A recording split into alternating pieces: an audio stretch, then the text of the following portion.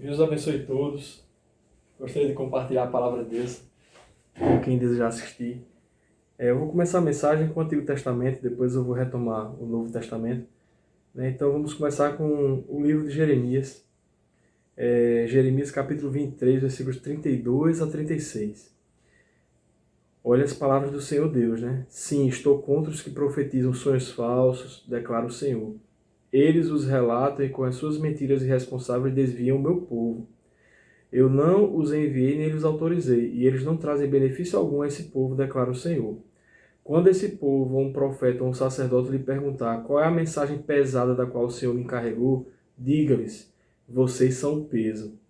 Eu os abandonarei, declara o Senhor. Se um profeta ou um sacerdote ou alguém do povo afirmar, essa é a mensagem da qual o Senhor me encarregou, eu castigarei esse homem e a sua família. Então, aqui a mensagem de Deus é que ele não encarrega alguém de levar a mensagem, de carregar a mensagem, né, como se fosse uma carga. Na verdade, a gente leva a mensagem porque a mensagem é leve. Né? Jesus ele tira o fardo pesado de nós e nos dá um fardo leve. Então ele tem a solução para todas as coisas. Ele concede a força que precisamos para lidar com as tribulações, as dificuldades. Então esse alerta Deus deu no Antigo Testamento, né, em Jeremias capítulo 23, e dando prosseguimento à mensagem, assim dirá cada um de vocês ao seu amigo ou parente, o que o Senhor respondeu, o que o Senhor falou. Né? Nunca mais mencione a expressão, essa é a mensagem da qual o Senhor me encarregou. Senão essa palavra se tornará uma carga para aquele que a proferir, porque vocês distorcem as palavras de Deus vivo, do Senhor, dos exércitos do nosso Deus. Então, se algum local, alguma pessoa distorce a palavra de Deus, né, além dela estar sendo mentirosa, né, ela também está desagradando o Senhor Todo-Poderoso, e isso é errado. Né? Vamos dar prosseguimento à mensagem com João capítulo 13, versículos 16 a 17. Digo-lhes verdadeiramente que nenhum escravo é maior do que o seu senhor, como também nenhum mensageiro é maior do que aquele que o enviou. Agora que vocês sabem essas coisas, felizes serão se as praticarem. Então ninguém pode querer ser acima de Jesus, ou ninguém pode querer dizer que a própria mensagem, né, o entendimento que a pessoa tem de algo é superior ao que a palavra de Deus traz, porque a palavra de Deus é a mensagem da vida.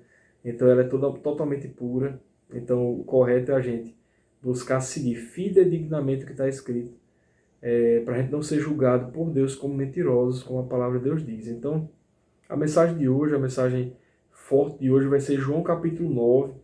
Né? Eu vou querer compartilhar essa mensagem inicialmente de uma forma que nos cause um certo impacto, sim, né, para a gente poder vislumbrar o tamanho do milagre que o Senhor Jesus concede a cada um de nós.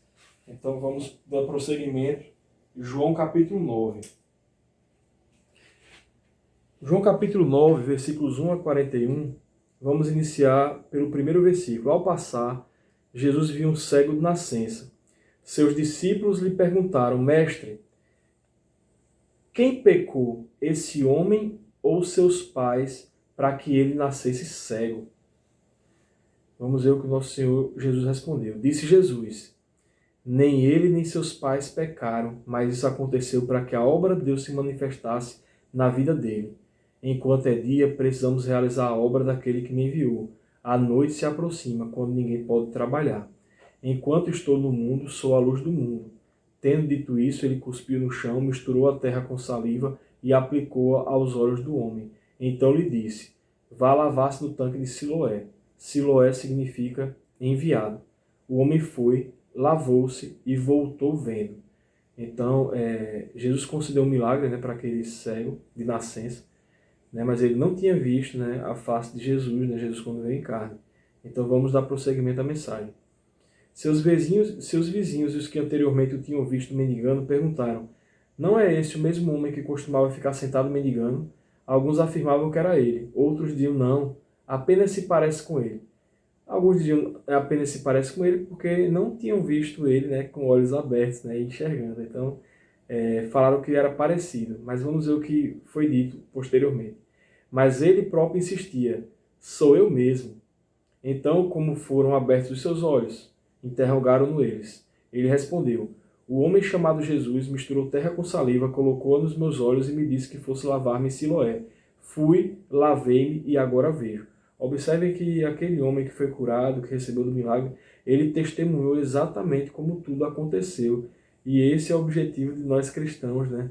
Testemunharmos os milagres e todos os feitos que Deus faz em nossas vidas, porque cada um de nós é uma carta viva para compartilhar o amor de Deus, para sermos luz do mundo e sal da terra, para que os outros também possam verificar, né, o que aconteceu conosco e inclusive terem suas próprias experiências com o nosso Senhor Jesus.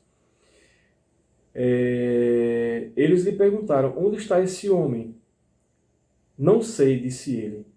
Levaram aos fariseus o homem que fora cego. Era sábado, o dia que Jesus havia misturado terra com saliva e aberto os olhos daquele homem. Então os fariseus também lhe perguntaram como ele recebera a visão. O homem respondeu: ele colocou uma mistura de terra e saliva em meus olhos, eu me lavei e agora vejo. Alguns dos fariseus disseram: esse homem não é de Deus, pois não guarda o sábado. Mas outros perguntavam: como pode um pecador fazer tais sinais miraculosos? E houve divisão entre eles. A palavra de Deus também fala que nos próprios tempos das nações existem divisões entre um irmão, entre alguma liderança com outra liderança, mas essas divisões elas são inclusive para trazer provação, para ver qual o que manteve-se fiel à mensagem de Deus, à verdade de Deus. Então observamos que até entre os fariseus, entre os estudiosos da lei, tinham aqueles que diziam: não, esse homem não é de Deus. Mas outros diziam: mas como ele pode fazer sinais miraculosos se não for de Deus? Então, mesmo havendo divisão, né, alguns inclusive foram libertos das trevas, foram libertos das amarras do inimigo de Deus e puderam, né, crer em Jesus e inclusive receber a salvação de Deus, porque a salvação de Deus ela é aberta, né, a todos que creem nele, que têm fé nele e que vivem uma vida para ele depois que conhecem, né, o Senhor da salvação, o Senhor da luz, o Senhor da glória. Então vamos adiante.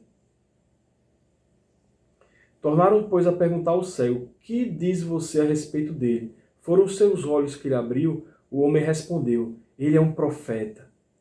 Os judeus não acreditaram que ele fora cego e havia sido curado enquanto não mandaram buscar os seus pais. Então perguntaram: é esse o seu filho ao qual vocês dizem que nasceu cego? Como ele pode ver agora? Responderam os pais: sabemos que ele é o nosso filho e que nasceu cego, mas não sabemos como ele pode ver agora ou quem lhe abriu os olhos. Perguntem a ele, e idade ele tem, falará por si mesmo. Seus pais disseram isso porque tinham medo dos judeus, pois esses já haviam decidido que se alguém confessasse que Jesus era o Cristo, seria expulso da sinagoga. Foi por isso que os seus pais disseram: idade ele tem, perguntem a ele. Pela segunda vez chamaram o homem que fora cego e lhe disseram: para a glória de Deus, diga a verdade, sabemos que esse homem é pecador.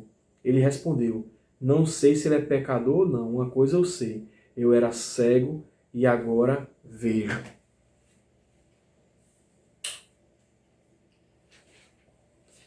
Jesus abriu os olhos daquele homem. Aquele homem pôde enxergar e aquele homem pôde testemunhar as maravilhas que Jesus fez na vida dele. Mas ainda assim, no lugar das pessoas se alegrarem com ele, né, glorificarem a Deus pelo milagre que Jesus realizou, alguns estavam ali para desmerecer o que foi feito e inclusive levantar falsos contra o autor da vida, o nosso Senhor Jesus. Então lhe perguntaram o que ele lhe fez, como ele lhe abriu os olhos. Ele respondeu: eu já lhes disse, e vocês não me deram ouvidos. Por que querem ouvir outra vez? Acaso vocês também querem ser discípulos dele? Então o insultaram e disseram: discípulo dele é você, nós somos discípulos de Moisés. Sabemos que Deus falou a Moisés, mas quanto a esse, nem sabemos de onde ele vem. O homem respondeu: ora, isso é extraordinário.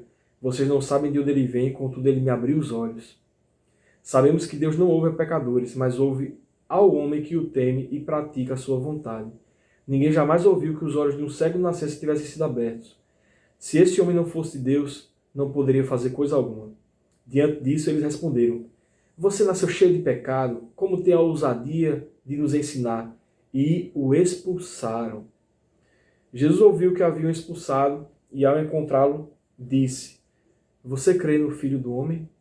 Perguntou o homem: quem é ele, Senhor, para que eu nele creia? Disse Jesus: você já o tem visto. É aquele que está falando com você. Então o homem disse: Senhor, eu creio. E o adorou. Disse Jesus: eu vim a esse mundo para julgamento, a fim de que os cegos vejam e os que veem se tornem cegos. Alguns fariseus que estavam com ele ouviram dizer isso e perguntaram: acaso nós também somos cegos?